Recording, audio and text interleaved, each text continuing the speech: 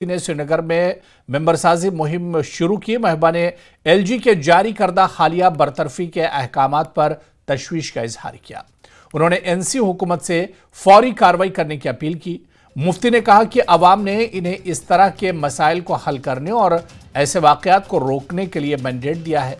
मुफ्ती ने कहा कि एक तशवीश का इजहार किया गया है कि 2019 के दौरान स्टेक होल्डर से मुनासिब तरीके से मशावरत नहीं की गई। उम्मीद की जा सकती है कि इस बार बिजनेस रूल्स वज़ा करते वक्त तमाम स्टेक होल्डर्स को एक जामे नुक्ते नज़र को यकीनी बनाने के साथ लिया जाएगा। सज्जाद लोन इंजीनियर रशीद को एतमाद में नहीं लिया गया। मुफ्ती ने कहा कि अगर बिजनेस रूल्स मंजूर होते हैं तो ये आर्टिकल 370 और 35A को मनसूख करने के ताबूत में आखिरी कील साबित होगा। मुफ्ती ने कहा कि बीजेपी ये समझने की गलती न करे कि कश्मीर में हालात ठीक है और अगर सूरत हाल बेहतर होती तो HM और LG सिक्योरिटी मीटिंग क्यों करते।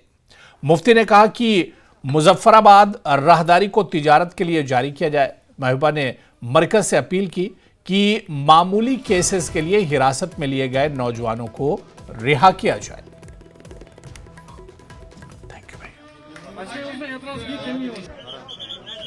पकड़ दकड़ का सिलसिला फिर से चालू किया गया है और जो मुलाजमी की टर्मिनेशन वो चालू है।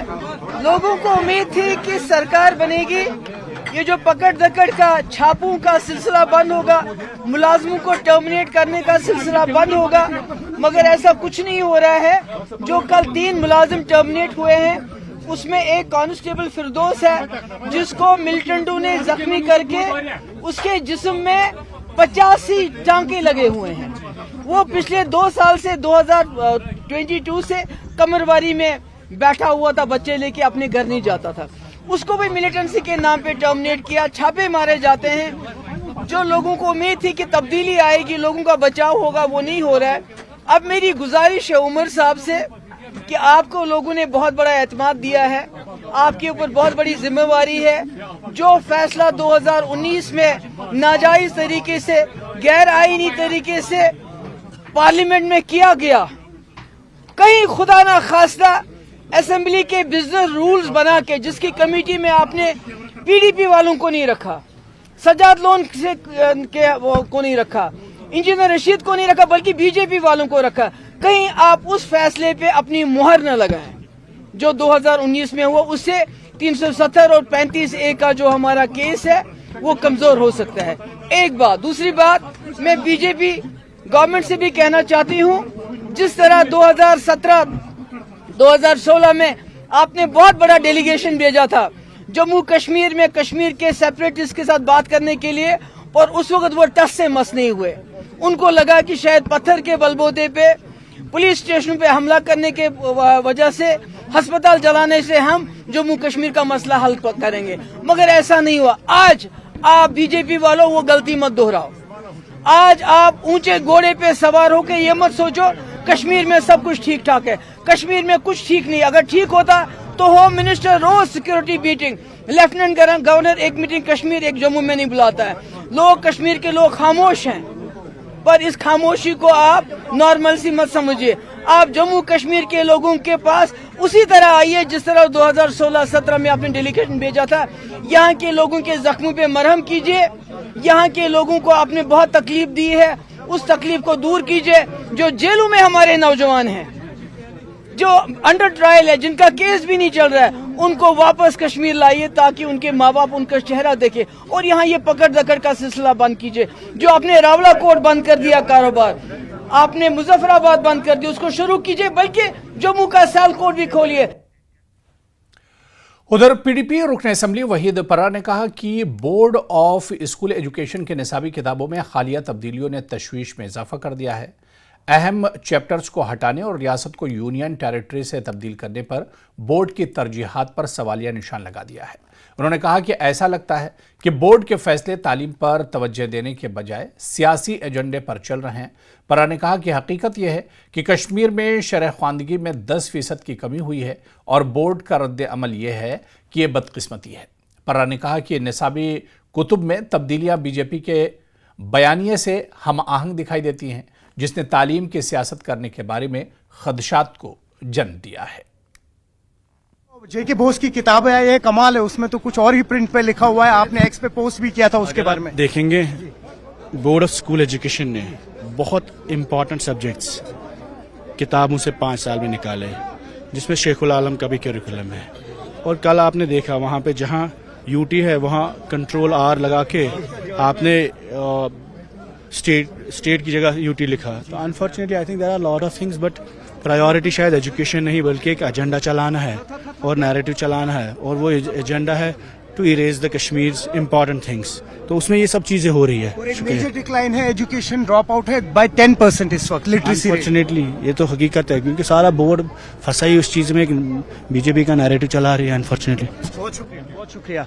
आपने सुना पीडीपी के लीडर वहीद पर्रा को, जो कह रहे हैं कि हाल ही में जो अभी रिसेंटली कंट्रोवर्सी हुई है, जिसमें Jammu Kashmir state board of school education की जो किताब है 10वीं की, उसमें प्रिंट जो है वो आपने देखा किस तरीके से उन्होंने एक चैप्टर में यूटी लिखा हुआ है। वही कहीं ना कहीं पहली बार ऐसा नहीं हुआ है। आपको याद होगा पिछले साल भी जब यहाँ पे किताबें छपी हुई थी तो उर्दू में जहां जहां पर भी मेंशन किया गया था, एक तस्वीर दी गई थी, नीचे उर्दू में मिसप्रिंट्स थे, इंग्लिश में मिसप्रिंट्स थे और वही हिंदी में भी मिसप्रिंट्स थे। एक सबसे बड़ा मसला यहाँ पर इस वक्त कम से कम 10% का ड्रॉप आउट हो रहा है लिटरेसी रेट में। तो कई सारे मसले हैं और वहीद पर्रा इस वक्त कह रहे हैं कि ये पर्टिकुलरली कुछ चैप्टर्स भी है जिनको रिमूव कर दिया गया था। तो कहीं ना कहीं इस वक्त इस चीज को सीरियसली देखना होगा, क्योंकि सिस्टमैटिक वे में हमारे एजुकेशन सिस्टम पे हमला हो रहा है। न्यूज़ 18 के लिए आफाक शाह के साथ श्रीनगर से मैं सरोज कफील। मिरगुन बडगाम में मजहबी हमाहंगी और भाईचारे के हवाले से एक सेमिनार मुनक्किद हुआ, जिसकी सदारत मीरवाइज उमर फारूक और अंजुमन शराई शयान के सदर आगा सैयद हसन ने की। मुख्तलिफ मज़ाहिब के नुमाइंदों ने शिरकत की। आगा सैयद मुंतज़िर मेहदी और खैरुन्निसा आगा की किताब का इजरा किया गया। मीरवाइज ने कहा कि हम वो लोग हैं जो हमेशा मजहबी रवादारी, हम आहंगी और भाईचारे के साथ रहे और हमेशा कश्मीरी पंडितों की घर वापसी पर बात की है। उन्होंने कहा कि यहाँ जब हुर्रियत ऑन ग्राउंड थी तब भी उन्होंने कश्मीरी पंडितों की घर वापसी की बात की। मीरवाइज ने कहा कि हर मसले का हल बातचीत है। मीरवाइज ने कहा कि उन्हें दुख होता है कि कश्मीर के हवाले से गलत प्रोपेगेंडा किया जा रहा है। मीरवाइज ने कहा कि वक्फ बिल पर उनके मौक़िफ़ को नज़रअंदाज किया गया।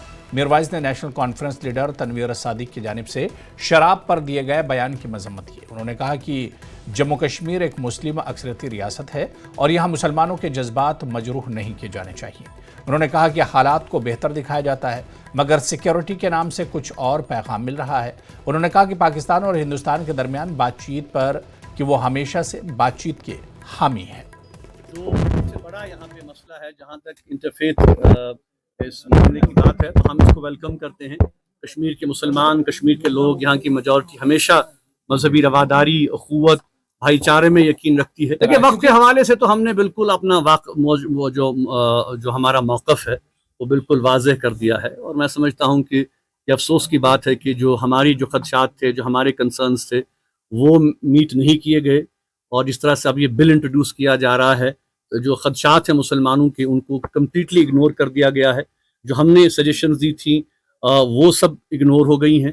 हमारी मस्जिदें, दरसगाहें, इमाम बाड़े, हमारे जो बाकी जो वक्फ के साथ जुड़े हुए हैं, ये सब प्रॉपर्टीज़ जो हैं ये सब अब वल्नरेबल हो गई हैं। गवर्नमेंट कंट्रोल इन पर जो है वो होगा। तो ये बिल्कुल हम इसको बिल्कुल रिजेक्ट करते हैं इस मामले को। ये जो कल बयान आया है नेशनल कॉन्फ्रेंस के जिम्मेदार का, बहुत ही गैर जिम्मेदाराना बयान है।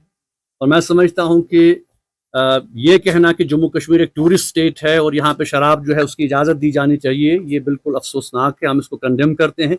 जम्मू कश्मीर एक मुस्लिम मेजॉरिटी स्टेट है और यहाँ पे जो है हमें इन बात का ख्याल रखना है। देखिए जहाँ तक टूरिज्म का बात है, टूरिज्म तो हमेशा यहाँ पे रहा। जम्मू कश्मीर आज कोई जो है टूरिस्ट रियासत नहीं है। इवन हिंदुस्तान में भी 8-10 रियासतें हैं जहाँ पे शराब पे बैन लगा दिया गया है।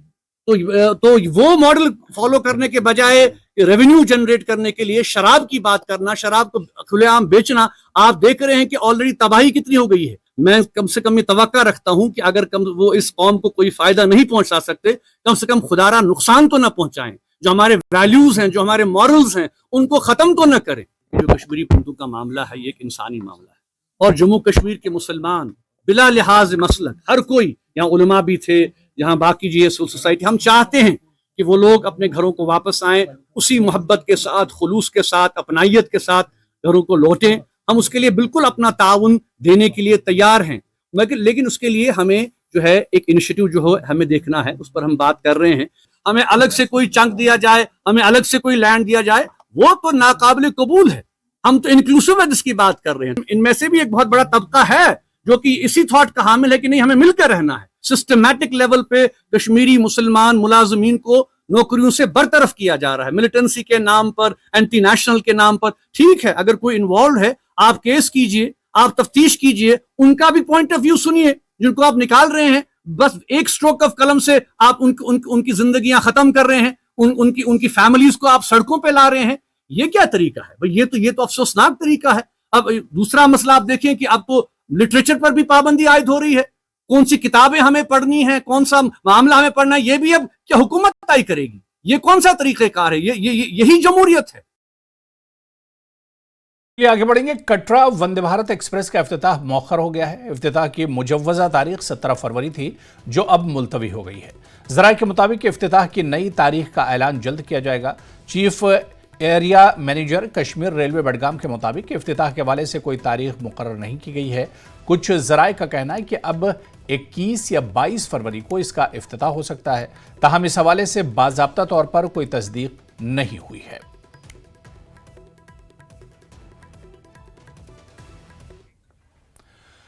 बीजेपी यूनिट पुलवामा की जानिब से रोहमू पुलवामा में पुल को अवाम के लिए वक्फ करने में हो रही ताखीर पर एहतजाज दर्ज किया। बीजेपी लीडरान अरशद भट्ट और लतीफ़ अहमद भट्ट की सरबराही में कारकुनान की बड़ी तादाद ने एहतजाज किया। एहतजाजियों ने कहा कि 10 बरस के बाद इंतजामिया की काविशों से पुल मुकम्मल हो गया है, मगर अब गुज़िश्ता 1 माह से पुलवामा और बडगाम के कई देहात की आबादी इस पुल के इफ्तिताह की मुंतज़िर है। आप आए यहाँ 10 साल के बाद ये ब्रिज मुकम्मल हुआ है, पाए तकमील तक पहुँचा है, तो क्या कहेंगे आप इस हवाले से? ये असल में ब्रिज जो ये 2014 में जो डेवास्टेटिंग फ्लड की वजह से यहाँ जो कनेक्टिविटी जो ख़त्म हुई थी, उसके बाद 2016 में महबूबा जी ने इसकी फाउंडेशन स्टोन डाली थी, लेकिन वो ड्रामेटिक थी। 2016 से आज तक इन 2 साल में ये काम मुकम्मल हुआ। हमारी यहाँ की एडमिनिस्ट्रेशन और एलजी एडमिनिस्ट्रेशन के मशकूर हैं कि ये बड़ा एक इलाका मुतासिर हुआ था इससे, लेकिन बदकिस्मती से पहले कुछ 2-3 हफ्ते से पहले यहाँ ट्रैफिक तो ठीक से चल रहा था, लेकिन अचानक से कहीं से कुछ बोले सियासी इंटरफेरेंस की वजह से ट्रैफिक को रोका गया कि नहीं, कुछ इनाग्रेशन ऐसा कुछ हमारे नोट्स में आया। लेकिन एक बड़ी बदकिस्मती है, अगर 14-15 साल के बाद लोगों को रिलीफ मिल रहा है, अचानक से ये कनेक्टिविटी क्यों बंद की जा रही? अगर इनाग्रेशन ही करनी चाहे हमारे ऑनरेबल एलजी साहब को या हमारे ऑनरेबल सीएम साहब को, करें, हम उसके खिलाफ नहीं, लेकिन 50 मीटर का मैगडम नहीं है। अगर 1 किलोमीटर 1.5 किलोमीटर विदाउट मैगडम 15 साल से लोग चल रहे हैं। आज अगर 50 मीटर का मैगडम नहीं है, हम अप्रैल में करें, मई में करें, जून में करें, लेकिन लोगों को चलने दें, यही एक मुद्दा था। चाहे एलजी साहब इसको इनाग्रेशन करे, चाहे उमर अब्दुल्ला साहब इसको इनाग्रेशन करे, चाहे कंसर्न एमएलए साहब इसको इनाग्रेशन करेंगे, हम उसके खिलाफ नहीं है। भारतीय जनता पार्टी का ये शौक नहीं है रिबन काटने के लिए। भारतीय जनता पार्टी जहां भी देखेंगे लोग सफ़र कर रहे हैं, हम लोगों के लिए इसी तरह भारतीय जनता पार्टी रोड पर आएंगे। लेफ्टिनेंट गवर्नर मनोज सिन्हा ने साबा जिले के गौड़ा सलाथिया में guidance and counselling cell for youth development के 6ठे सालाना दिन की तकरीबात में बतौर मेहमान खुसूसी शिरकत की। उन्होंने कहा कि जम्मू कश्मीर की मईशत में पिछले 5 सालों में बेमिसाल तरक्की हुई है और आने वाले सालों में ये दोगुनी हो जाएगी। उन्होंने कहा कि शफाफ और मुनज़्ज़म इंतजामिया की वजह से ही मुमकिन हुआ है। सिन्हा ने कहा कि अब जम्मू कश्मीर में नौकरियां मेरिट की बुनियाद पर दी जा रही हैं। इनका कहना था कि वो वक्त चला गया जब नौकरियों के लिए सिफारिशात और पर्चियां आती थीं। सिन्हा ने कहा कि मरकज़ की तरफ से नाफिज की गई नई सनती पॉलिसी से जम्मू कश्मीर को बहुत ज़्यादा फ़वाइद मिल रहे हैं, रोज़गार के नए मौक़े पैदा हो रहे हैं और मकामी नौजवानों को नए मंसूबे शुरू करने की तरग़ीब मिल रही है। उन्होंने कहा कि हुकूमत तरक्याती कामों में तेज़ी लाने के लिए पुरअज़्म है और रोज़गार के मज़ीद मौक़े फराहम किए जाएंगे। पहले जम्मू कश्मीर की जो टोटल इकॉनमी थी वो 1.16 लाख करोड़ थी, 1.16 लाख करोड़। 5 वर्षों में 2,45,000 करोड़ की इकॉनमी हुई है, क्योंकि व्यवस्थित ढंग से सिस्टम के हिसाब से काम हुआ है। और इस वर्ष 2,63,000 की इकॉनमी होगी, ये अनुमान है। मैं बड़ी जिम्मेदारी से बात कर रहा हूँ कि देश के किसी राज्य में इतना बढ़िया इंसेंटिव नहीं था जो जम्मू कश्मीर में भारत सरकार ने दिया। और इसके कारण ढेर सारे प्राइवेट प्लेयर्स आकर के यहाँ इन्वेस्टमेंट किए। वो पर्चियों पर नौकरी का जमाना अब कूड़ेदान में चला गया, अब इतिहास के कूड़ेदान में वो फिर आने वाला नहीं है। जिसमें योग्यता होगी, जिसमें क्षमता होगी, वही सरकारी नौकरी पाएगा। ये व्यवस्था आदरणीय प्रधानमंत्री जी के नेतृत्व में जम्मू कश्मीर में स्थापित हो गई। जिला रियासी के एक नौजवान ने मेहनत, लगन और सरकारी इमदाद से अपनी जिंदगी बदल दी है। मोहम्मद हनीफ ने MBA मुकम्मल कर लिया और अब अपने गांव में खेतीबाड़ी और मवेशी पालने के साथ डेयरी का कामयाब कारोबार चला रहे हैं। इनकी डेयरी फैक्ट्री अब रोजाना 120 लीटर दूध मार्केट में फरोख्त करके लाखों रुपयों का मुनाफा कमा रही है। हनीफ ने कहा कि पहले उनके जानवर कई बीमारियों में मुब्तला थे, लेकिन जब डॉक्टर RK केथ इनके गांव आए तो उन्होंने सही इलाज कराने और कारोबार को आगे बढ़ाने की तरगीब दी। इसके बाद हनीफ ने पूरी लगन से काम करना शुरू किया और महकमे की तरफ से मिलने वाली हर इमदाद का भरपूर फायदा उठाया। आज हनीफ की डेयरी फैक्ट्री ने न सिर्फ मकामी मार्केट में अपना नाम रोशन किया है, बल्कि इनकी मेहनत ने इन्हें माली तौर पर भी मजबूत किया है। इनका मानना है कि अगर नौजवान सही समत में मेहनत करें और सरकारी स्कीमों का सही तरीके से फायदा उठाएं तो कोई भी ख्वाब हकीकत में बदल सकता है। मैं रियासी का ही रहने वाला हूँ, लोकल। ये फार्म मेरा पनासा में है। मैं MBA कर रहा हूँ। मैंने एज ए स्टार्टअप स्टार्ट किया था, थोड़ा सा मतलब यूनिट अपना, तो हमारा इसमें उतना स्केल नहीं हो रहा था। फिर हमने एनिमल हस्बेंड्री के चीफ सर ने हमें इसके बारे में स्कीम्स बताई HADP के अंडर, तो अब हमारा ये अच्छा खासा स्केल हो गया। उसमें हमें अपने प्रोजेक्ट पे एस्टीमेट जितना भी लगा उसमें हमें 10 लाख सब्सिडी भी मिला है गवर्नमेंट की तरफ से। और हमारा अभी डेली यहाँ का 120 लीटर्स हो जाता है दूध, जो हम मेन बाज़ार रियासी में शॉप में देते हैं। तो इसमें हमारे अंडर 3-4 लड़के भी हैं जो काम कर रहे हैं, उनका भी रोज़गार चलता है और हमारा भी अपना इससे अच्छा खासा अर्निंग हो जाती है। इसमें एनिमल हस्बेंड्री पूरा रोल प्ले करती है। उनके पास डॉक्टर्स अवेलेबल होते हैं। जब भी हमें कोई काम होता है हम उन्हें फ़ोन करते हैं या रिपोर्ट्स दिखाते हैं, वो यहाँ खुद पर्सनली विज़िट करते हैं। चीफ सर भी विज़िट करते हैं, डॉक्टर्स भी विज़िट करते हैं। टाइम टू टाइम इनका चेकअप होता है, पूरा देखभाल करते हैं। मैं फार्मिंग कर रहा हूँ, जिसमें डेयरी फार्मिंग मेन मेरा यूनिट है। डेयरी फार्मिंग में मैंने ये देखा कि पहले तो इतनी स्कीमें नहीं थी। कुछ 2-3 सालों से बड़ी अच्छी स्कीमें लॉन्च की हैं गवर्नमेंट ने। IDDS हो गया, इंटीग्रेटेड डेयरी डेवलपमेंट स्कीम, जिसमें हमारे पास दूध के जानवर जो थे पहले आते थे, लेकिन 2-4 किलो दूध आता था, उससे कोई इतनी इनकम जनरेट नहीं होती थी। लेकिन गवर्नमेंट की इंटीग्रेटेड डेयरी डेवलपमेंट स्कीम में बाहर से अच्छी हाईब्रिड जानवर लाकर हम आज एक जानवर से 20-25 लीटर दूध का उत्पादन कर रहे हैं। ये पहले कहते थे कि हम जानवर रखते हैं वो बीमारी रहते हैं। हमने इमरजेंसी टीम्स बना दी पूरे डिस्ट्रिक्ट में, कोई 20 के करीब मैंने इमरजेंसी टीम्स बनाई हैं। वो लेडी फार्मर्स के लिए भी एक टीम मैंने बनाई है इमरजेंसी। जब मर्जी वो फ़ोन कर सकते हैं, जब मर्जी वो फ़ोन पे सलाह ले सकते हैं। तो उसके बाद इनमें थोड़ी इंस्पायरेशन आई, ये थोड़े इनकर्ज हुए। उसके बाद इन्होंने डेयरी का काम जो है वो शुरू किया। आज ये बड़ी सक्सेसफुली जो डेयरी है अपनी चला रहे हैं। जिला इंतजामिया की जानिब से food civil services and consumer affairs को रजिस्ट्रेशन के अमल में शामिल करने के बाद JK समाधान पोर्टल पर रजिस्ट्रेशन ने बांडीपुरा में रफ्तार पकड़ ली है। जिला इंतजामिया बांडीपुरा ने जिले के रिहायशियों पर जोर दिया कि वो JK समाधान पोर्टल पर रजिस्टर करें ताकि सरकारी खिदमात से मुतालिक शिकायत की इत्तला दी जा सके, शिकायत के फौरी हल को यकीनी बनाया जा सके और नज़्म नस्क में शफाफियत को बढ़ाया जा सके। JK समाधान पोर्टल हुकूमती जम्मू कश्मीर का एक ऐसा प्लेटफॉर्म है जिस पर कोई भी शहरी अपनी ग्रीवेंस को रजिस्टर कर सकता है और मुतल्लिका महकमा उस ग्रीवेंस को रिड्रेस करने के लिए पाबंद है। तो पहली ज़रूरत है कि जितने भी शहरी हमारे बांडीपुरा डिस्ट्रिक्ट के हैं वो इस प्लेटफॉर्म पर अपने आप को रजिस्टर करें, क्योंकि कोई भी ग्रीवेंस रजिस्टर करने से पहले ये ज़रूरी है कि आपकी पहले वहाँ पर रजिस्ट्रेशन होनी चाहिए। तो मैं बांडीपुरा के अवाम से यही गुजारिश करूंगा कि वो पहली फुर्सत में अपने आप को रजिस्टर करें।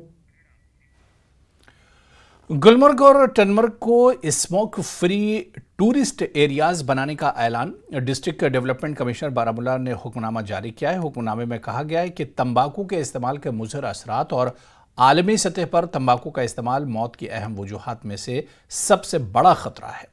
हुक्मनामे में यह भी कहा गया है कि गुलमर्ग में सेहत आम्मा और खेलो इंडिया के मफाद में और इवेंट के दौरान पूरे गुलमर्ग और टनमर्ग को साफ सुथरा रखने के मकसद से नशा मुक्त जम्मू कश्मीर अभियान के तहत कदम उठाया गया। इस तरह गुलमर्ग और टनमर्ग के इलाके को तंबाकू फ्री जोन, तंबाकू से पाक टूरिस्ट एरियाज करार दिया गया है। पूरे गुलमर्ग और टनमर्ग इलाके में तंबाकू नोशी और थूकना ममनू है और काबिल सजा जुर्म करार दिया गया। डीसी साहब के इस हुक्मनामे को सर पे रखते हुए कहते हैं कि ये बहुत अच्छा कदम है। तो उन्होंने बहुत अच्छा किया है कि सिगरेट नोशी पे गुलमर्ग और टंगमर्ग में पाबंदी होनी चाहिए। हम खुद भी चाहते हैं, मैं 20 साल से यहाँ पर हूँ, तो मैंने अपने दुकान पे पहले ही 15 साल पहले ही बोर्ड लगाए हैं, मेरे दुकान के आसपास कोई सिगरेट न पिए। मैं डीसी साहब से ये गुजारिश करना चाहता हूँ, जिस तरह आपने सिगरेट नोशी पे पाबंदी लगाई है, इसी तरह हम उम्मीद करते हैं कि आप शराब नोशी पर भी गुलमर्ग में पाबंदी लगाएंगे। गुलमर्ग में शराब नोशी सिगरेट नोशी से 100 गुना ज़्यादा होती है। यहाँ पर पार्कों में, स्लोपों पे, स्की रिजॉर्टों पे, गाड़ियों में, ऊपर रास्ते में, दुकानों के पीछे, दुकानों के आगे, हर जगह पर शराब नोशी होती है। उसके बाद शराब पीने वाले अपने आप से बेखुद हो जाते हैं और गालियाँ देते हैं, लोगों को सताते हैं, मारपीट करते हैं। तो उसके खिलाफ हम चाहते हैं कि अगर यहाँ पर सिगरेट के साथ साथ शराब, गुटखा, पान, किसी भी चरस, ब्राउन शुगर, अफीम, सब चीज़ का पाबंदी लग जाए तो मैं सैल्यूट करूंगा अपने डीसी साहब को, जिसने ये कदम आज उठाया है सिगरेट नोशी पे पाबंदी। सिगरेट नोशी के साथ साथ हम लिकर पे भी पाबंदी चाहते हैं, चाहे टंगमर्ग हो, चाहे गुलमर्ग हो, चाहे बारामूला हो, चाहे चाहे श्रीनगर हो, पूरे देश में शराब पे पाबंदी लगनी चाहिए। सिगरेट और मोमजाम, ये शराब का मसला और पॉलीथीन का मसला है, क्योंकि ये बहुत पोल्यूशन करता है, सारा ही बर्बाद और तबाह हो जाएगा। ठीक है, और सिगरेट और ये शराब ये बिल्कुल गलत बात है। हर एक इसके साथ क्या तबाह तो और बर्बाद हो गए, तबाह तो और बर्बाद।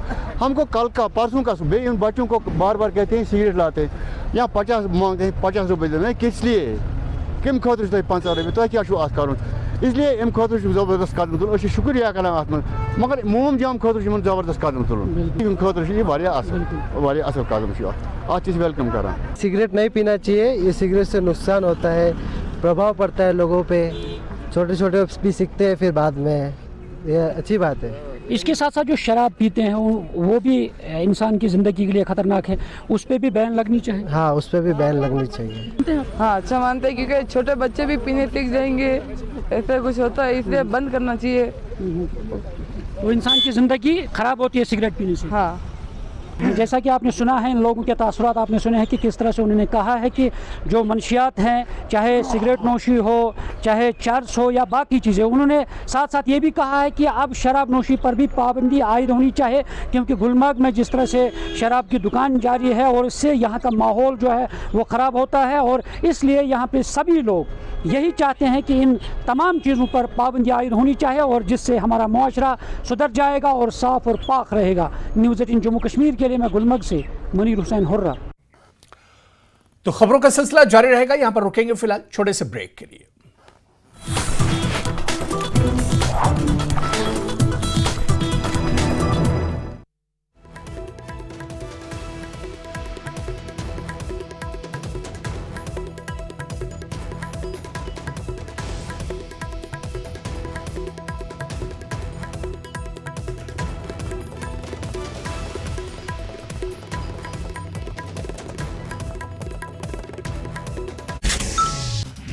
जम्मू कश्मीर के उपराज्यपाल मनोज सिन्हा ने 3 सरकारी कर्मचारियों को किया बर्खास्त, आतंकियों की मदद पर एक्शन।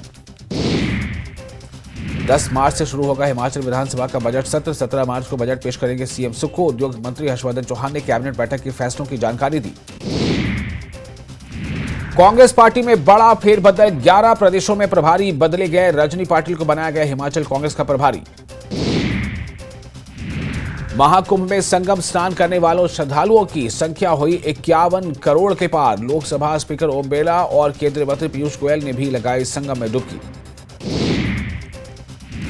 वीकेंड पर एक बार फिर महाकुंभ में बढ़ी भक्तों की भीड़ को देखते हुए 2 दिन के लिए किया गया नो व्हीकल जोन घोषित। सीएम सैनी ने कहा कि बीजेपी की डबल इंजन सरकार किसानों के हित में कर रही है काम, किसानों के लिए 1,25,000 करोड़ का बजट।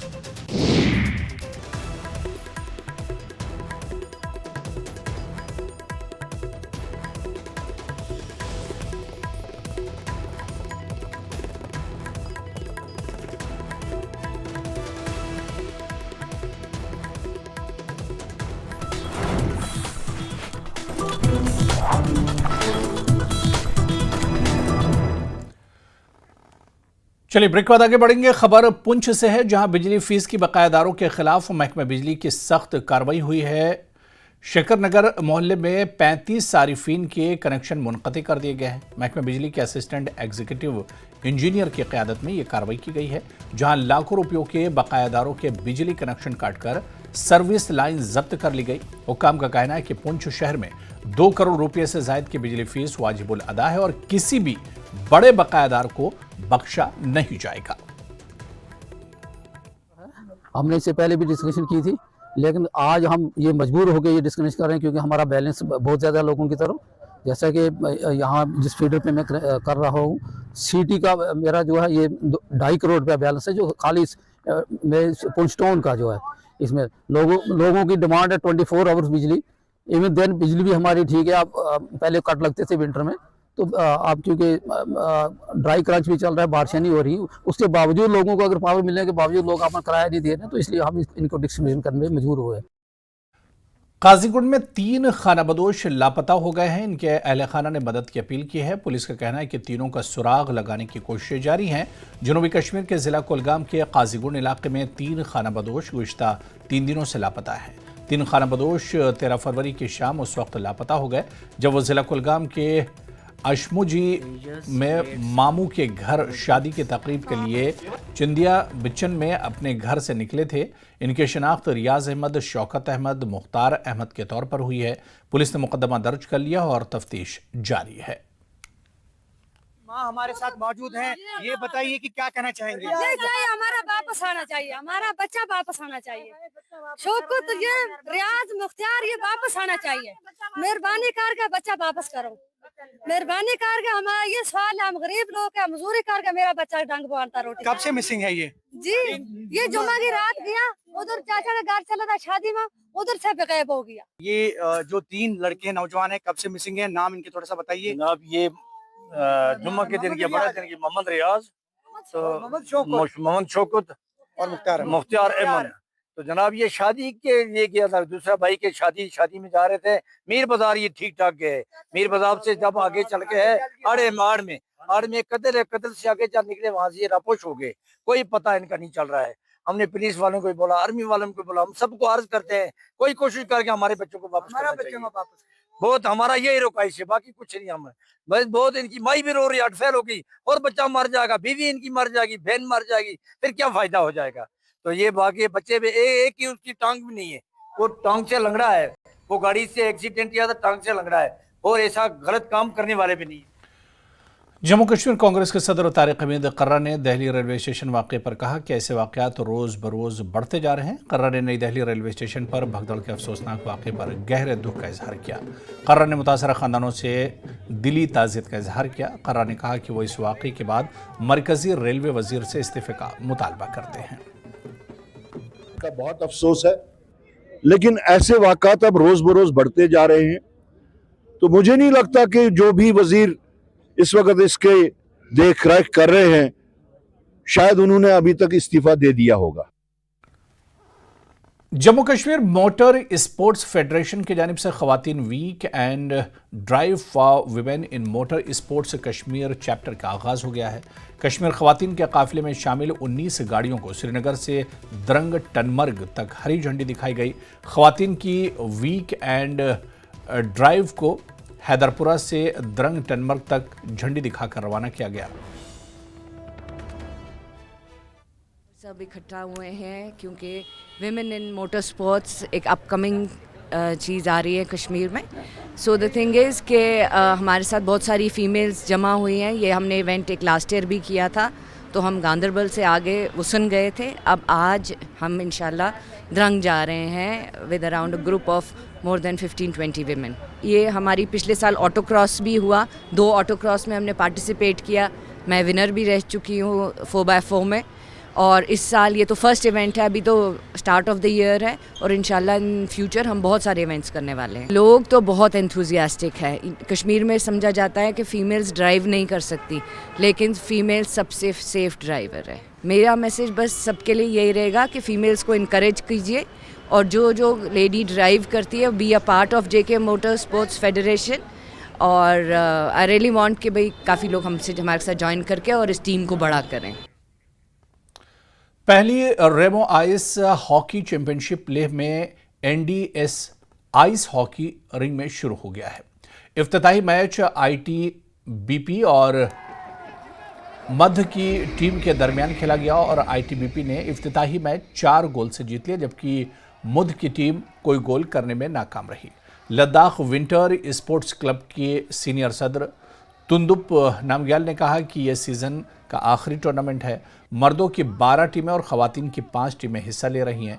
रोजाना 3 मैच खेले जाएंगे और फाइनल मैच 18 फरवरी को खेला जाएगा। लद्दाख विंटर स्पोर्ट्स के senior vice president Tundup Namgyal sir है। तो आज जो रिमो हॉकी टूर्नामेंट आज से स्टार्ट हुआ है, क्या ये फर्स्ट टाइम है सर? ये जो रिमो का जो टूर्नामेंट कर रहा है वो फर्स्ट टाइम यहाँ पे शुरू हो रहा है। ये फ्यूचर में भी पूरा रनिंग ट्रॉफी रहेगा, इसमें मेंस वुमेन दोनों का है जी। सर रिमो पहले मैराथन करता है, आप आइस टूर्नामेंट भी स्टार्ट किया, तो ये फ्यूचर में जो आने वाले जनरेशन के लिए बहुत अच्छा स्कोप रहेगा स्पोर्ट्स में। रिमो ने पहले, ये पहली दफ़ा नहीं है, रिमो ने ऐसे टीम पहले जो सिविल के टीम को जो स्पॉन्सर किया था, इक्विपमेंट जो है सबसे पहले रिमो ने पूरा फुल इक्विपमेंट ला के एक सिविल के टीम को स्पॉन्सर किया था। रिमो का पहले से आइस हॉकी में कंट्रीब्यूट रहा है, तो शायद आने वाले फ्यूचर में ये बड़ा, मेरे ख्याल से रिमो का ये जो लीग जैसे मैराथन की तरह ये भी बहुत बड़ा होने वाला है जी। सर मुझे बताया गया कि ये इस सीज़न का आखिरी टूर्नामेंट होगा, तो आने वाले सीज़न में जब ये रिंग बन जाएगा तो और भी स्कोप मिलेंगे? जी, ये असली में इस साल का आखिरी जो है वो टूर्नामेंट है, वो इसलिए किया क्योंकि हम सीज़न को थोड़ा लंबा खींचना चाहता है, क्योंकि आइस रूफिंग की वजह से बहुत अच्छा, अभी भी आइस बहुत अच्छा है। तो हमने जितने भी प्लेयर्स है, मेंस वुमेन जितने भी है, जो आर्मी के सारे टीम से उनको पार्टिसिपेट करने दिया, जितने भी उनका रेजिमेंट है वो सारा क्या कहते हैं इसमें पार्टिसिपेट करने दिया। तो इसका मतलब भी वही है कि हमने सीज़न को थोड़ा लंबा खींचना था, तो इसलिए हमने ये रिमो का जो चैम्पियनशिप है वो इस साल से स्टार्ट किया। कठुआ में 2 अफराद को गला दबाकर कत्ल किया गया। बिलावर सब डिवीजन के भथेरी गांव का यह मामला है। कोहाग गांव के शमशेर और रोशन का कत्ल हुआ है। पुलिस ने मामले की तफ्तीश शुरू कर दी है। FSL टीमें तहकीकात के लिए जायवुकू पर रवाना हो गई है।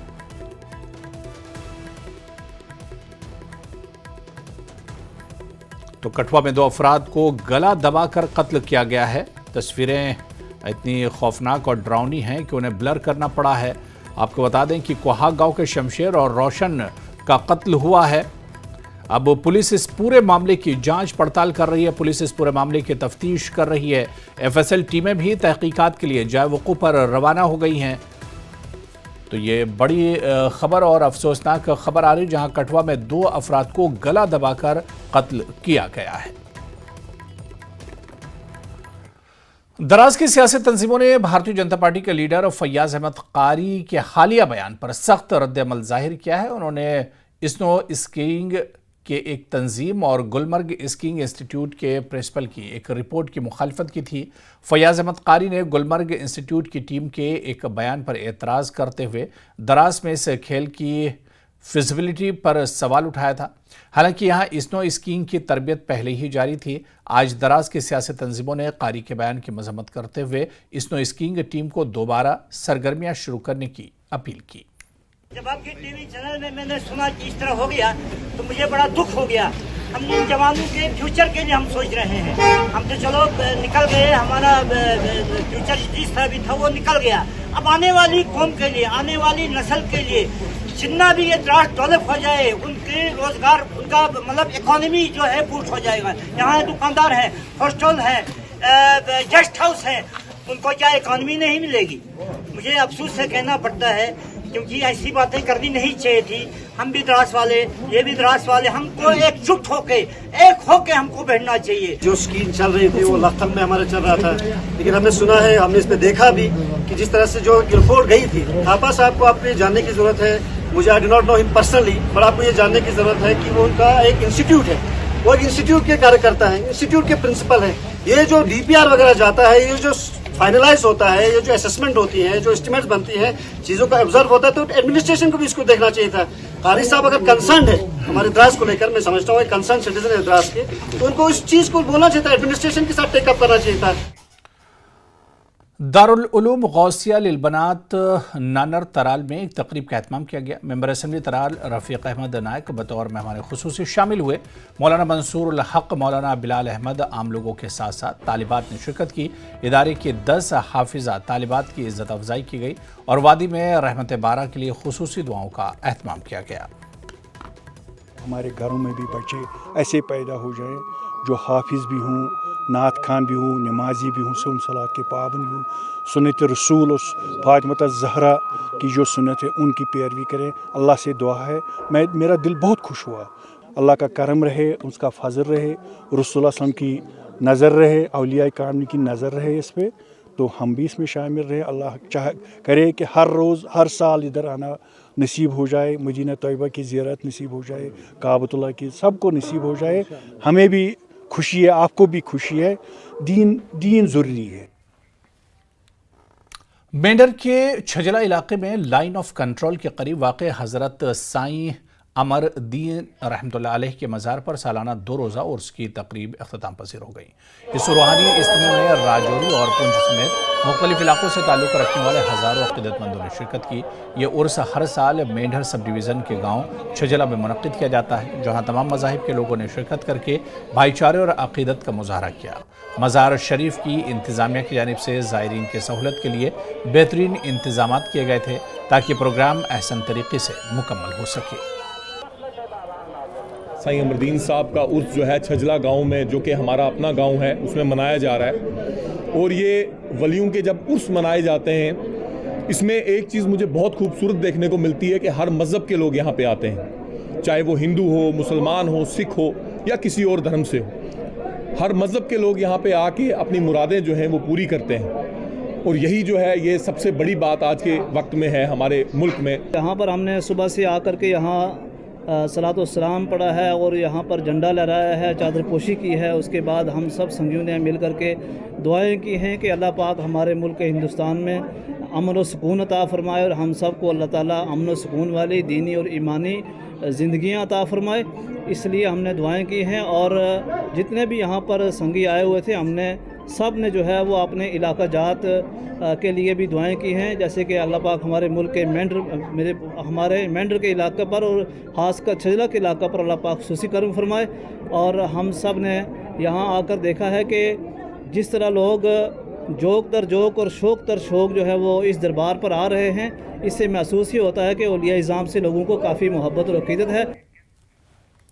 तराल के पिंगलिश, नागवाड़ी और पिनरजागीर के जंगलात में पिछले कई दिनों से आग जारी है, जिसकी वजह से जंगलात को शदीद नुकसान पहुंच रहा है। अगरचे महकमे के मुलाजमीन आग पर काबू पाने की कोशिश कर रहे हैं, ताहम अभी तक आग पर काबू नहीं पाया गया है।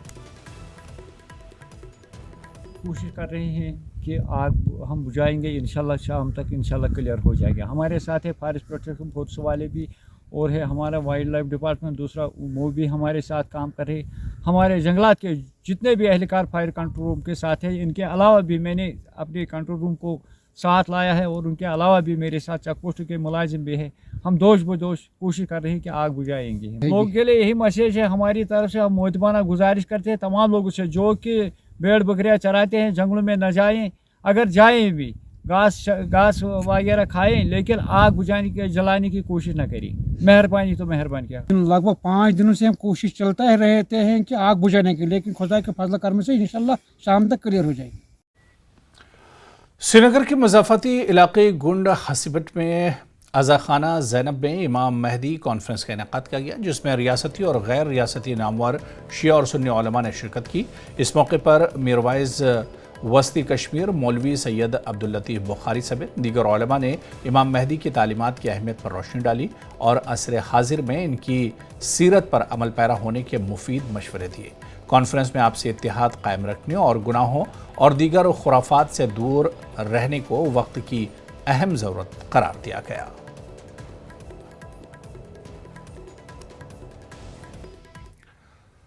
भारतीय फौज की 26 आरआर ने जिला डोडा के ठाठरी में एक मेगा रैली का इनेकाद किया। सेक्टर के ब्रिगेडियर सुनील मिश्रा ने साबिक फौजियों की हिमायत की अहमियत पर जोर देते हुए इन्हें खानदान के अफराद करार दिया। उन्होंने विलेज डिफेंस गार्ड के 2 अरकान कुलदीप और नज़ीर को तोहफा देकर इस अज़्म का इजहार किया जो कंटवाड़ा किश्तवाड़ के शहीद खानदान का हिस्सा हैं। ब्रिगेडियर मिश्रा ने यह भी तस्लीम किया कि जिला डोडा में अब भी कुछ दहशतगर्द मौजूद हैं जो पुरअमन माहौल को ख़राब करने की कोशिश कर रहे हैं। ताहम उन्होंने यकीन जाहिर किया कि डोडा के आम आवाम, फौज और पुलिस की हिमायत जारी रखेंगे और ये कि दहशतगर्दों को जल्द ही ख़त्म कर दिया जाएगा। इंडियन आर्मी एक्स सर्विसमैन को अपने कांटेक्ट में रखता है, टेलीफोनिक कांटेक्ट होता है। जब भी एक्स सर्विसमैन को कोई प्रॉब्लम होती है उनको उनके पास वो घर तक पहुंचते हैं और जब भी उन्हें कोई समस्या होती है तो उस समस्या के साथ में वो होते हैं। इसी के साथ में जो आज की रैली यहाँ पर हुई है, इसके लिए हम पुलिस एडमिनिस्ट्रेशन, सिविल एडमिनिस्ट्रेशन का और खास करके इंडियन आर्मी 26 RR कमांडर साहब का धन्यवाद करते हैं और हमें उम्मीद है कि आने वाले टाइम में जो सद्भावना के तहत सिविल में जो फैसिलिटीज मिलती है वो सभी लोगों को मिले, इसके लिए हम शुक्रिया अदा करते हैं और 26 RR कमांडिंग ऑफिसर जो एक्स सर्विसमैन हैं उनकी देखरेख करने के लिए, उनसे लगातार जुड़े रहने के लिए, उनका मार्गदर्शन के लिए, उनसे गाइडेंस लेते रहने के लिए ये हमारे लिए भी जरूरी है और हमारे एक्स सर्विसमैन के लिए भी बहुत ज़रूरी है। इसलिए जो है इस तरह का आयोजन जो है हम समय समय पर करते रहते हैं। पिछले महीने हमने जो है इसको भदरवा में किया था, दिसंबर में हमने इसको डोडा में किया था। इसी तरह की गतिविधियां जो है किश्तवाड़ के अलग अलग इलाकों में भी ऑर्गेनाइज की जा रही हैं, रामबन में की जा रही हैं। तो ये हमारा एक मकसद रहता है कि हम अपने लोगों से जुड़े रहें।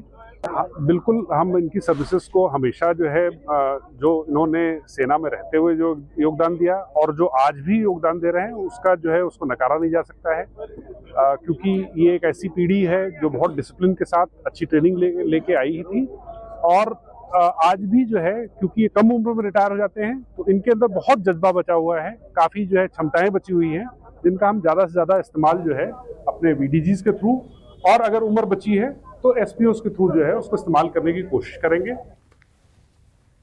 CRPF 33 बटालियन, हिंदुस्तानी फौज, हेल्थ अथॉरिटीज और समाजी बहबूद की तंजीमों ने भदरवा के सबसे ज्यादा दहशतगर्दी से मुतासरा इलाके गांव बेजा में मुफ्त मेगा मेडिकल कैंप का इनेकाद किया।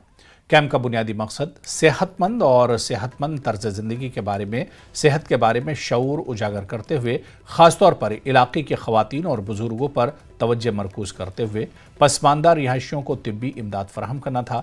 इस इक़दाम को मकामी लोगों की तरफ से ज़बरदस्त मुस्बत रद्द-ए-अमल मिला। इस मेडिकल कैंप में 1000 से ज़्यादा मरीज़ों का मुआयना किया गया। बटालियन CRPF जो कि भदरवा डोडा में डिप्लॉयड है आतंकवादी विरोधी अभियान और लॉ एंड ऑर्डर के लिए।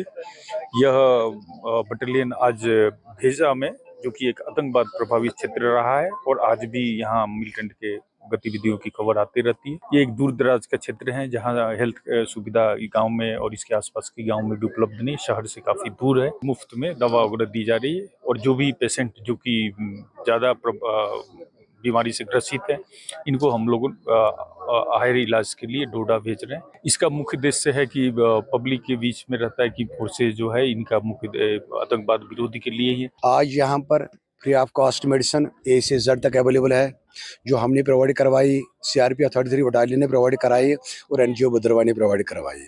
आपके माध्यम से अगर इस वक्त लाइव कोई मुझे सुन रहा है, देख रहा है, अभी भी आइए, अभी डॉक्टर सारी टीम यहाँ पर मौजूद है, अभी यहाँ पर इस कैंप का फ़ायदा लीजिए। इस फार फलांग एरिया में जो कैंप लगा के वो लोगों को डोर स्टेप पे ही खिदमत दिए, मैं इनका तहे दिल से शुक्रिया अदा करता हूँ। क्योंकि जब कहीं दूर दराज एरिया में जो कैंप्स लगते हैं, कुछ लोग गरीब होते हैं, बूढ़े बुजुर्ग लोग होते हैं जो इतने दूर एफर्ट नहीं कर सकते, तो अगर डोर स्टेप पे उनको ये तिब्बी खिदमत हासिल हो तो मैं कहता हूँ ज़्यादा फ़ायदा होता है। इनकी तरफ से हमने यहाँ पे कैंप जो लगा था इसमें हमारे तकरीबन 1000 लोग जो हमने चेक किए और दूर दराज एरियाज है ये, यहाँ पे लोगों को फिर बहुत प्रॉब्लम आती, मुश्किलात होती है बाजार तक पहुँच में, इसलिए हमने यहाँ पे कैंप लगाकर इन लोगों की थोड़ी सी राहत। बिश्नाह जम्मू में शादी की एक तकरीब के दौरान लोगों ने रात गए एक चोर को रंगे हाथों पकड़ लिया। लोगों ने बताया कि यह शख्स फोन चोरी करने की कोशिश कर रहा था, ताहम इसे पकड़ लिया गया। इसके बाद लोगों ने पुलिस को इत्तला दी और चोर को गिरफ्तार कर लिया गया।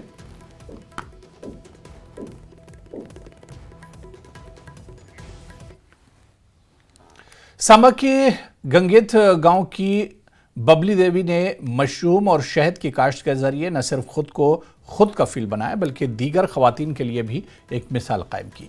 उन्होंने सरकारी स्कीमों से फ़ायदा उठाकर मशरूम फार्मिंग और शहद की पैदावार का आगाज़ किया और आज वो अच्छी आमदनी हासिल कर रही हैं। बबली देवी दीगर ख़वातीन को भी तरबियत देकर खुद मुख्तारी की राह दिखा रही हैं। इनका कहना है कि मेहनत और सरकारी मदद से हर औरत अपने पैरों पर खड़ी हो सकती है। तो सर मैं इधर अपना मशरूम का काम मैंने शुरू किया है, इसके साथ ही मैंने बी कीपिंग का भी किया है। तो पहले तो हम अपने SHG चलाते थे, इसके बीच हमें एग्रीकल्चर वालों ने थोड़ी ट्रेनिंग दी है। तो HADP के थ्रू हमने दक्ष किसान की ट्रेनिंग ली। उसमें हमने जो है पिछले दिसंबर में 2023 में दिसंबर में हमने ट्रेनिंग ली है जम्मू एग्रीकल्चर में। हाँ जी, जम्मू एग्रीकल्चर दफ्तर में ट्रेनिंग लिया। उसके बाद हमें सब्सिडी मिली और एक 35 पेटी का मैंने यूनिट लिया है, जिसमें 1,12,000 मेरे को सब्सिडी मिली, 80% सब्सिडी मिली है। तो उसके बाद मैंने ये काम शुरू कर दिया। ये भी एग्रीकल्चर वालों के थ्रू ही किया है और इन्होंने हमें जहाँ भी इनके मेले वगैरह लगते हैं तो हम अपना शहद उधर मतलब बेच लेते हैं। सर मैं ये कहूँगी कि जो मेरी महिलाएं मेरे साथ जुड़ी हुई हैं वो सारी महिलाएं सभी ने अपना अपना रोज़गार खोला हुआ है। जैसे हमें एग्रीकल्चर वालों ने HADP के थ्रू ट्रेनिंग दी, सभी महिलाओं ने एक एक यूनिट खोला हुआ है। किसी ने मिलेट लगाई हुई है, किसी ने पॉली हाउस लगाया हुआ है, किसी ने हनी बी के यूनिट खोले हुए हैं। तो सारी महिलाएं अपना घर का सर्कल खुद चला रही है। तो जो महिलाएं सर्कल चला रही हैं तो मानो वो बाकी वालों को भी बोल रही हैं कि जो महिलाएं नहीं कर रही हैं उनको भी बोल रही हैं कि घर में बैठ के आप भी अपना कोई रोज़गार खोलें, तो अपने घर का सर्कल अच्छे से चलाएं। 2 साल से ये काम कर रहे हैं मशरूम का। आपने देखा उन्होंने ड्राइंग रूम में, आप तस्वीरों में देख रहे होंगे कि जो बबली देवी जी हैं उन्होंने वो काम कर रहे हैं, मशरूम का भी काम कर रहे हैं और साथ ही साथ वो बात करें तो मधुमक्खी पालन का भी काम कर रहे हैं। तो अभी हम उनके घर के अंदर मौजूद हैं। अभी फ़िलहाल इन्होंने सरकार से अप्लाई किया है, एग्रीकल्चर विभाग से डिपार्टमेंट से अप्लाई किया है कि उनको एक शेड दिया जाए। वो अभी फ़ाइल इनकी अभी चल रही है, लेकिन इन्होंने काम जो है अपने घर में ही शुरू कर दिया। इस इलाके की जो गगवाल का इलाका है, पटियाड़ी पंचायत है और पिछले 2 साल से बबली देवी यहाँ पर काम कर रही हैं। इसका आप देख सकते हैं। अच्छा, जैसे जिस तरह उन्होंने हमसे बात की कि वो घर में रहते हुए भी इस तरह काम कर रहे हैं और अपने ही घर के अंदर उन्होंने मशरूम के जो बैग हैं वो लगाए और एक सीज़न में अच्छा मुनाफा उनको जो है वो हो रहा है और महिलाओं के लिए वो एक प्रेरणा भी है। और साथ ही साथ उन्होंने ये महिलाओं को कहा है कि वो घर का काम करने के साथ साथ सरकार द्वारा तमाम चलाई जा रही योजनाओं का फ़ायदा उठाकर वो कई बेनिफिट्स जो हैं वो ले सकती हैं। न्यूज़ 18 जम्मू कश्मीर के लिए सांबा से मैं श्याम सुंदर। जम्मू में माइग्रेंट कश्मीरी पंडित समाज की जानिब से हिरत मिलन का एहतमाम किया गया, जिसमें बड़ी तादाद में लोग शरीक हुए। इस मौके पर मुख्तलिफ तंजीमों के नुमाइंदे भी मौजूद रहे। उन्होंने कहा कि माइग्रेंट कश्मीरी पंडित समाज ने अपनी तहजीब व सकाफ़त और इक़दार को ज़िंदा रखा है। हिरत त्यौहार की तकरीबात तकरीबन महीने भर जारी रहती हैं। कश्मीरी पंडित कम्युनिटी में भाईचारे को फ़रोग़ देने के लिए शिवरात्रि के मौके पर हर साल हिरत मिलन का इनेकाद किया जाता है। इस मौके पर तहजीब व सकाफ़त की झलक देखने को मिलती है। 3 दशकों से ज्यादा का वक्त हो चुका है जब कश्मीरी पंडित समाज विस्थापन का जो है दर्द झेलते हुए, लेकिन अपनी ट्रेडिशंस को, कल्चर को आज भी जिंदा रखा हुआ है कश्मीरी पंडित समाज ने। और इसी के चलते शिवरात्रि मिलन, हिरात मिलन का आज जो प्रोग्राम है आज जम्मू में आयोजित किया गया कश्मीरी पंडित समाज की तरफ से। और तमाम जो लोग थे, समूचा कश्मीरी पंडित समाज, जिसमें तमाम जो उनके रिप्रेजेंटेटिव हैं, सियासी रिप्रेजेंटेटिव, उनके साथ साथ सामाजिक और स्पिरिचुअल जो लीडर हैं वो भी यहाँ पे मौजूद हैं। और जिस तरह से न केवल कश्मीरी पंडित समाज बल्कि जो अन्य समाज के लोग हैं, चाहे वो सिख हैं, मुस्लिम हैं कश्मीर घाटी के, वो सब आज इस प्रोग्राम में मौजूद थे, जिन्होंने मिलकर जो है शिवरात्रि का त्योहार बनाया।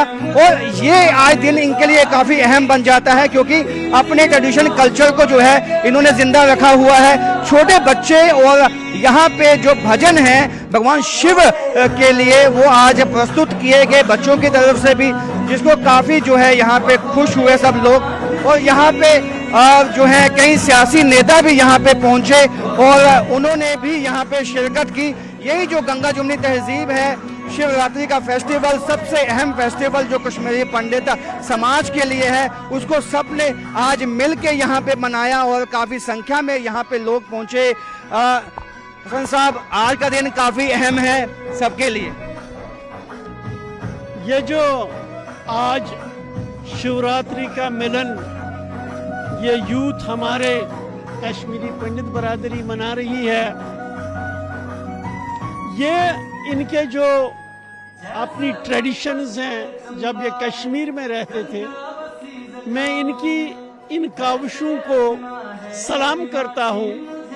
अगरचे ये आप दुनिया के मुख्तलिफ एरियाज में गए, लेकिन ये अपनी ट्रेडिशंस, अपनी परंपरा को ये गले लगा कर चलते हैं, गले लगा कर फिरते हैं। मैं फिर से इनको सलाम करता हूँ और इन युवाओं को कहता हूँ जो पुराने ज़माने में हम में प्यार, मोहब्बत, यकजहती, वो कहीं न कहीं उसको जग पहुंचा है।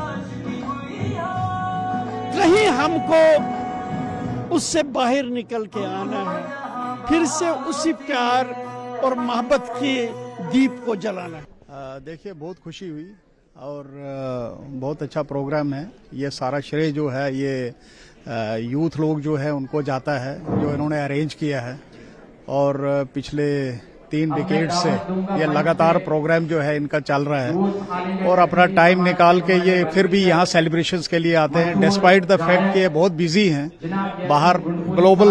इनका सवाल है कि सभी धर्मों के लोग आज इकट्ठे होते हैं, कश्मीरी पंडित समाज के साथ उनके इस फेस्टिवल में शामिल होते हैं, ये कितना अहम है? देखिए, ये गुलदस्ता है और बड़ी खुशी होती है कि गुलदस्ते को मेंटेन किया है उन्होंने, तो कहीं ना कहीं एक समाज में मैसेज जाता है कि हम सबको इकट्ठे रहना है और अपने जो इस जम्मू कश्मीर को है एक बार दोबारा नई दिशा देनी है, इसके पीस के लिए काम करना है, प्रॉस्पेरिटी के लिए काम करना है, डेवलपमेंट के लिए काम करना है। मुझे लगता है ये बहुत अच्छा एक संकेत है जो इन्होंने देने की कोशिश की है। तो मैं तो फर्स्ट टाइम पार्टिसिपेट कर रहा हूँ, लेकिन बहुत खुशी हुई। तो गुलदस्ता है एक कश्मीर जो है जम्मू कश्मीर का, ये तो आज वो गुलदस्ता जो है इस मंच के नीचे इस हॉल में जो है वो मौजूद हैं और सब लोग यहाँ पे मौजूद हैं। यहाँ पे कई ऐसे जो हैं सम्मानित जो सिंगर चाहे आप कह लें, चाहे आप डांसर कह लें, वो सब आज लोग यहाँ इस मंच पे मौजूद रहे और उन्होंने